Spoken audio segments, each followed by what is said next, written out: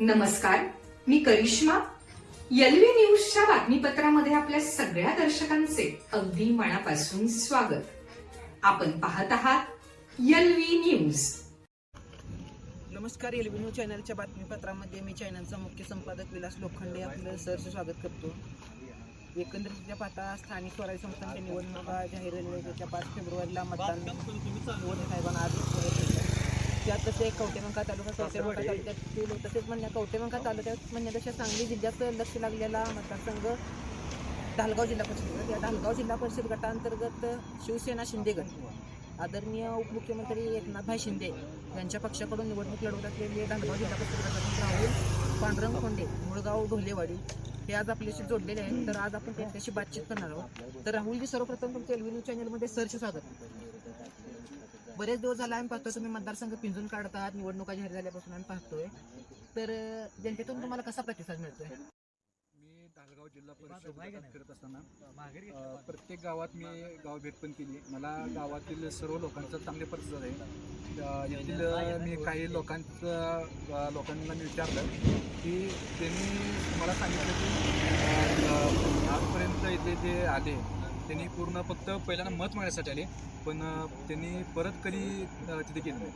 त्यासाठी त्यांचा मला खूप चांगला प्रतिसाद आहे की तुम्ही निवडणूक लढवावी.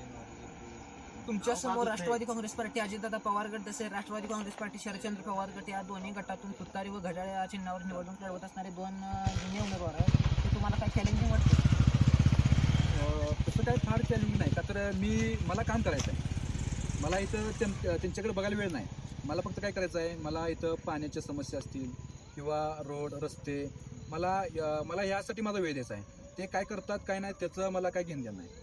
का तर येथील लोकांची समस्या काय आहे की त्यांना पाणी भेटत नाही. पाणी भेटतंय पण कधी भेटतंय की निवडणूक लागली की तेवढंच पाणी येथून जातं.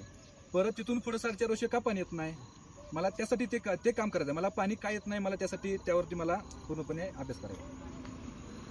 एकंदरीत पाहता आपण सध्या ग्रामपंचायतीची जरी निवडणूक लढवत असलो तरी काही ठोस पुराव्यांच्या मुद्द्यांच्या आधारे आपण काही मुद्दे प्रामुख्याने घेऊन निवडणूक लढवत असतो.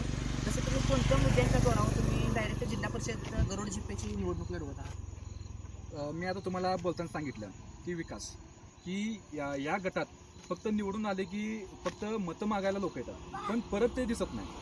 मला काय करायचं आहे, मला फक्त विकास करायचा आहे. आणि त्या विकास म्हणजे काय, त्यामध्ये आता युवक असतील, युवकांना शिकण्यासाठी अभ्यासिक असतील, त्यांना नंतर मला त्यांच्यासाठी काम करायचं आहे. मला रस्ते पाणी मी तुम्हाला आता सांगितलं, मला ते काम करायचं आहे. या अगोदर ढालगाव जिल्हा परिषद गटाचा सदस्य कोण होता? या अगोदर ढालगाव जिल्हा परिषद सदस्य भगवानजी वाघमारे साहेब होते. त्यांची विकास कामं काय आहे तिकडं गटात विकास कामे असतील तर आज मी इथे नसतो.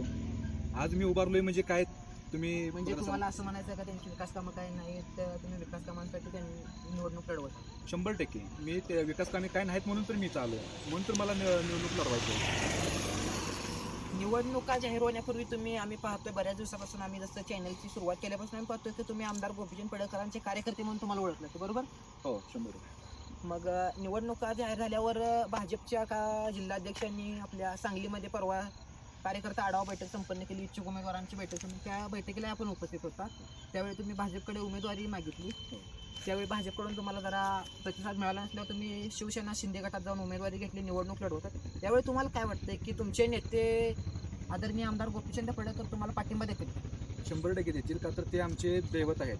आम्ही आजपर्यंत आम्ही त्यांना बघूनच आम्ही काम करतोय आणि ते आमचे गुरु आहेत.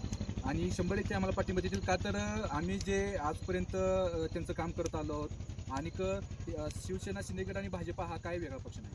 हा तुम्ही बघत असाल, हा एकच पक्ष. एकंदरीत सुद्धा पाहता राहुलजी, तुम्हाला भाजप पक्षाकडून काही प्रतिसाद मिळाला नाही. तुम्ही शिवसेना शिंदे गटामध्ये जाऊन उमेदवारी घेतली. उमेदवारी घेऊन तुम्ही ढालगाव जिल्हा परिषद गटांतर्गत निवडणुकीचा फॉर्म भरला, रजिस्ट्रेशन करून तुम्ही काय प्रक्रिया करणार आहे. यानंतर शिंदेच्या निवडणूक जाऊन आपण निवडणूक लढवत आहोत. आमदार गोपीचंद पडळकर तुम्हाला पाठिंबा देईल असं वाटतं? 100% देतील. तर तुम्ही बघत असाल की भाजप आणि शिवसेना हा पक्ष एकच आहे. हा सत्ताधारी पक्ष आहे. हा जरी नावाला फक्त वेगळा असेल पण सत्तेत पक्ष आहे आणि युतीचं ही महायुती आहे. त्यामुळे इथे आम्हाला भाजप विरोध कधी करणार नाही आणि आमदार साहेबांचं काम इथे सर्व लोकांनी बघितलं आहे आणि ते कधीच विरोध करण्याकरता आम्ही त्यांचे कट समर्थक आहोत. आणि पहिले तुम्ही मतदारसंघात फिरत आहात, तरुणांच्या काय मागण्या वाटतात तुम्हाला? तरुणांच्या सर्वप्रथम मागण्या म्हणजे त्यांना जाण्यासाठी बस. कोणीकडे येण्या जाण्यासाठी? आता तुम्ही बघत असाल की इथे चांगलं शिक्षण नाही, त्यांना चांगलं शिक्षण आणि ते शिक्षण तर इथे भेटत नाही. ते आता गावखेड्यातले असतील म्हणजे दुधेवाडी, ढोलेवाडी, गोरपरी अशा ठिकाणी त्यांना टायमिंगला वेळेवरती बस नाहीत. मी सर्वप्रथम मागणी करेन की त्यांना येणे जाण्यासाठी बसेस भेटाव्यात. तुम्ही प्रचार सभा, आता कोणतीही निवडणूक असली तरी आपण थोडीफार प्रचार सभा दिग्गज काय प्रमुख वरिष्ठ नेते बोलवतो, यावेळी तुम्ही कोणते वरिष्ठ नेते बोलवून तुम्ही प्रचार सभा घेता? आम्ही प्रचारासाठी आमचे सांगोला तालुक्याचे माजी आमदार शहाजी बाबू पाटील असतील, चंद्रराव दादा असतील आणि आमचे पक्षाचे वरिष्ठ नेते यांना आम्ही 100% इथं आणून त्यांची सभा घेऊ. आता विरोधकांकडून तुमच्यावर असं उत्तर टीका केली जाते की राहुल फोंडे हा नवीन आहे, त्याला काय माहीत नाही, घाटमाथ्यावर म्हणजे धालगाव पण जिल्हा परिषद गटांतर्गत येणारं नागज पंचायत समिती गण या गणामध्ये त्याची काय ओळखी नाही, घाटमाथ्याच्या गणाला त्याला तिकडं कोण होतं? तुम्ही बघत असाल की ते काय विरोधक आहे ते टीका करणार.